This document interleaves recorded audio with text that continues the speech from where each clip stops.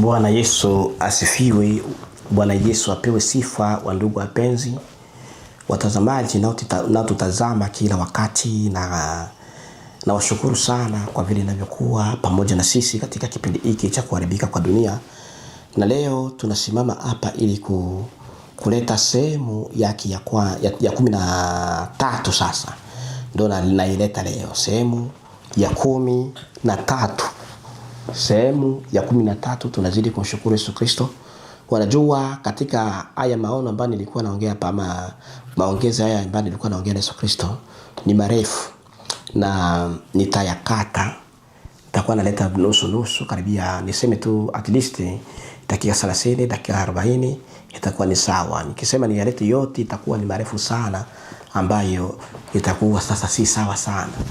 Kwa hiyo ni washukuru wote ambao mmekuwa pamoja na mimi kwa hili, lakini pia nishukuru Yesu Kristo kwa ajili ya uponyaji wake ambao ameniponya, na kwa wale wote ambao wamekuwa wakiomba pamoja na mimi. Basi Bwana Yesu Kristo awalinde na wakumbuke kabisa.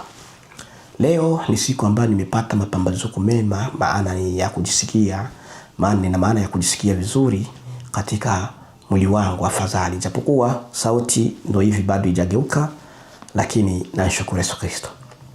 Basi ndugu yangu,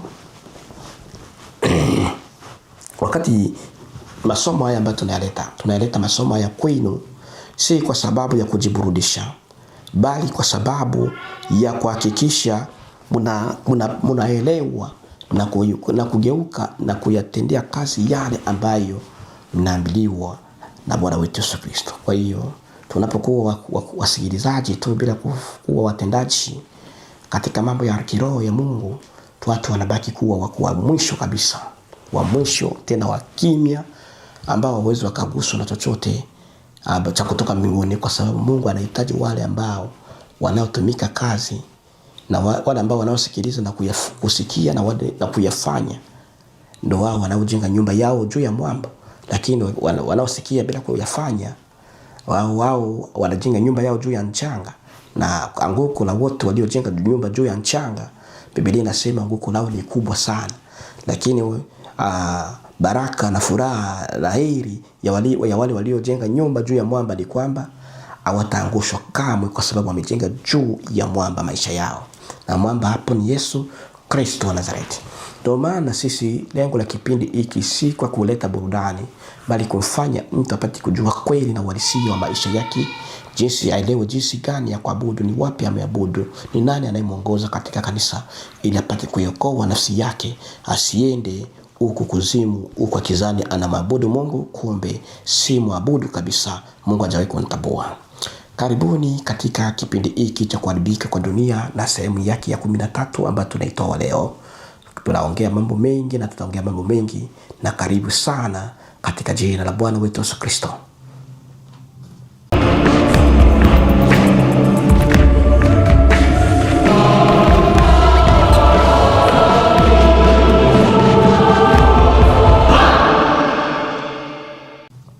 Asanteni. Sasa mimi nilianza kuambiwa katika sauti ya kwamba waambie watakatifu, waambie wana wa Mungu ya kwamba waishindanie imani waliokabidhiwa watakatifu mara moja.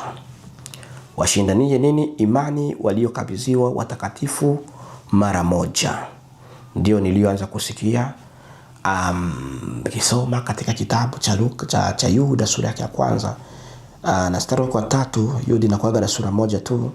Anasema mstari wa 3, anasema wapenzi, nilipokuwa nikifanya bidii sana kuandikia habari ya wokovu ambao ni wetu sisi sote, naliona imenilazimu kuandikia ili niwaonye kwamba mwishindanie imani waliokabidhiwa watakatifu mara moja tu. Kwa hiyo Yuda anatambia hayo maneno ya kwamba kwa wale ambao wanatumikia Kristo Bwana wao, waishindanie imani mara moja tu. Imani ushindaniwa mara moja. Lakini tena nikaambiwa Mungu ni mwaminifu kwa wale watakaojitenga na dunia.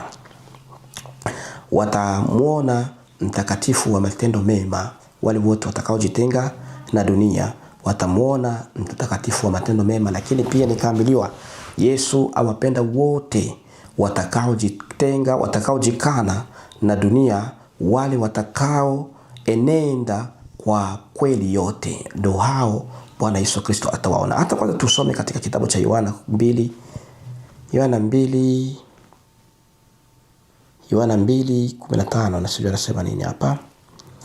Anatuambia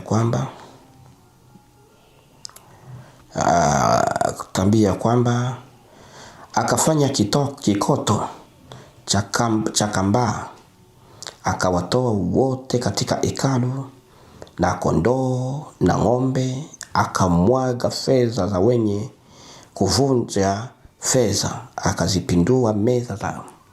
Akawaambia wale waliokuwa wakiuza njiwa, yaondoweni haya, msifanye nyumba ya Baba yangu kuwa nyumba ya biashara. Wanafunzi wake wakakumbuka ya kuwa imeandikwa, wivu wa nyumba yako utanila. Kwa hiyo tunaona utakatifu ambao Bwana Yesu Kristo anahitaji kwa wale watakaojikana, watakaotembea katika haki, kuondoa yale yasiyofaa katika maisha. Lakini akaendelea kuniambia wote watakaopenda Yesu Kristo watamtumikia. Na samani nimetambukia kidogo. Akasema wale ambao wataenda katika haki yake, nao ndio watakaoitwa wana wa Mungu. Wote watakaompenda Yesu Kristo watamtumikia na kuenenda katika hofu ya jina lake. Wasiompenda Yesu Kristo watahukumiwa siku ya mwisho. Na tusome kwanza katika kitabu cha Petro wa kwanza sura ya 17, tuone hofu ambayo tunaambiliwa kutembea nayo. 17 inasema hivi, Petro wa kwanza sura ya 1 mstari wa 17 inasema na ikiwa mnamuita Baba yeye ahukumuye kila mtu pasipo upendeleo, kwa kadiri ya kazi yake, enendeni kwa hofu katika wakati wenu wa kukaa hapa kama wageni. Tunahitajika kuwa na hofu. Sisi tunasema sisi ni wanani? Sisi ni Wakristo. Sisi ni Wakristo, tunahitajika kuwa na hofu. Lakini akasema wakati huu ni wakati ngumu, wakati wa shida, ambako Yesu Kristo anaweza kuja wakati wowote. Na wanadamu wasiojitenga na dunia atawaacha. Akasema alizarauliwa Yesu Kristo kwa ajili ya dhambi ya wanadamu. Aliteswa na kuzarauliwa na kutundikwa katika mti ule ili mwanadamu apate kuokoka. Badala yake mwanadamu anazidi kuasi, haone huruma ya Mungu wake aliyoiweka katika msalaba. Mwanadamu aangalia yote. Watu wanamwaga dhambi mbele yao na kuikanyaga na kuangukia juu ya dhambi na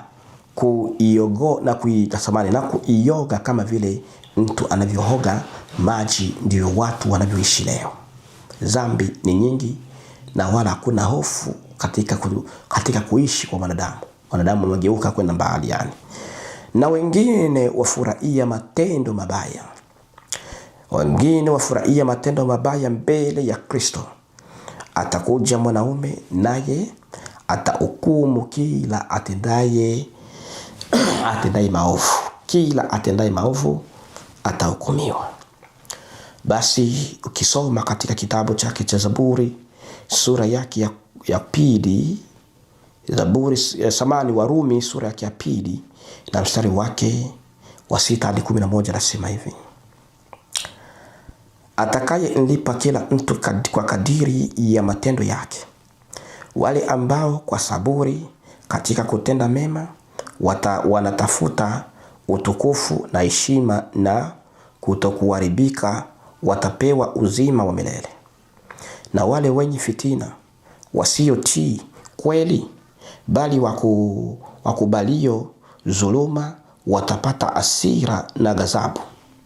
Ziki na shida juu ya kila nafsi.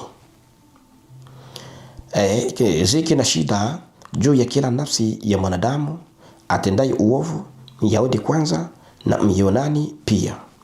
Bali utukufu na heshima na amani kwa kila mtu atendaye mema na Myahudi kwanza na Myunani pia.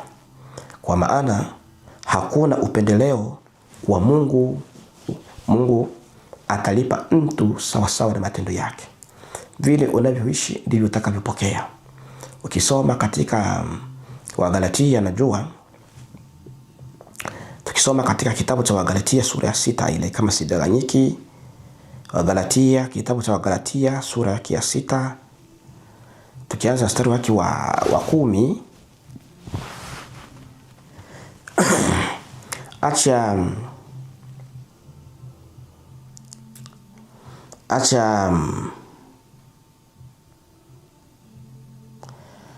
tuanze mstari wake wa 7. Wagalatia sura ya 6 mstari wake wa 7, tutasoma hadi wake wa 10. Anasema hivi: msidanganyiki, Mungu haziakiwi, kwa kuwa chochote apandacho mtu ndicho atakachovuna. Maana yeye apandaye kwa mwili wake, katika mwili wake atavuna uharibifu, bali yeye apandaye kwa Roho, katika Roho atavuna uzima wa milele. Tena tusichoke katika kutenda mema, maana tutavuna kwa wakati wake tusipozimia roho. Kwa hiyo kadiri tupatavyo neema tupatavyo nafasi, na tuwatendee watu wote mema, na hasa jamii ya waaminio. Unaona, kila maisha tunayoishi hapa duniani, kila maisha tunayoishi hapa duniani yana malipo. Unaweza kulipwa mabaya, kama vile ukipanda mabaya utavuna mabaya, kama vile ukipanda mema utavuna mema. Ndio maana Mungu, Warumi akatuambia, Mungu kabisa si mpendeleo. Akaniambia, heri yule atakayejitakasa siku hiyo, yani siku ile ya hukumu ya malipo. Heri yule atakayekuwa amejitakasa, atakwenda kumwona Yesu Kristo. Mungu yeye ni kimbilio, ngome na nguvu, msaada utakaoonekana tele wakati wa shida. Ni Yesu Kristo peke yake. Kaniambia, tukasoma katika Zaburi sura yake ya 46 mstari wa kwanza, anasema mambo mazuri na matamu. Zaburi 46:1 anasema hivi: Mungu kwetu sisi ni kimbilio na nguvu, msaada utakaoonekana tele wakati wa mateso. Kaniambia tena, kimbilio na msaada ni Yesu Kristo peke yake. Walio katika Yesu Kristo watang'aa milele. Walio katika Yesu Kristo watang'aa milele. Ndipo tutakwenda kusoma katika kitabu cha Danieli,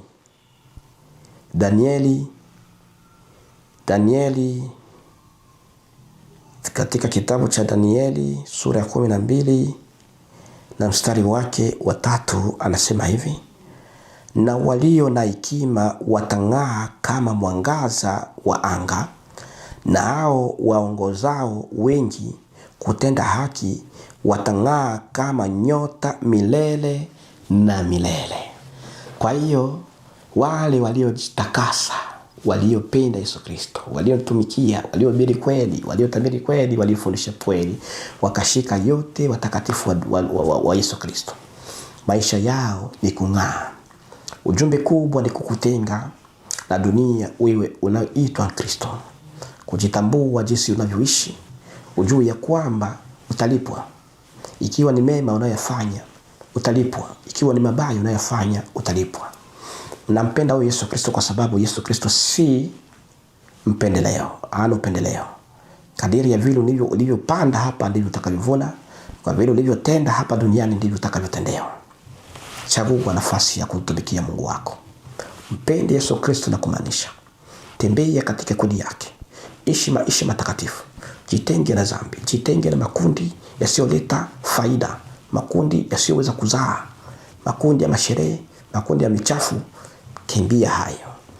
Nenda katika kusanyiko, katika kundi la watakatifu, ili upate hekima kutoka kwa mmoja wapo, kuliko kutembea huko na kule ukihangaikia kwa mambo ya dunia.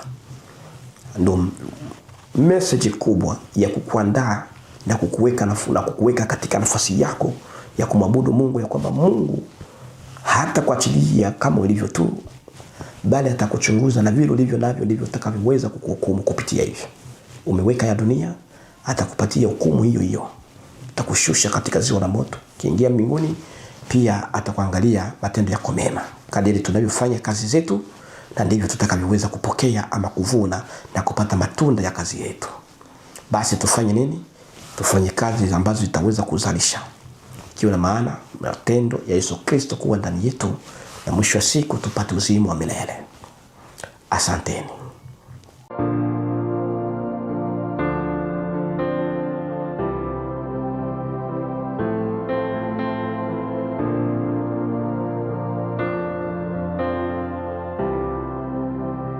Lakini pole kwa ndugu zangu wa Kongomani ambao wanapitia majanga kule kwetu East ya Kongo. Tunazidi kusema tu pole.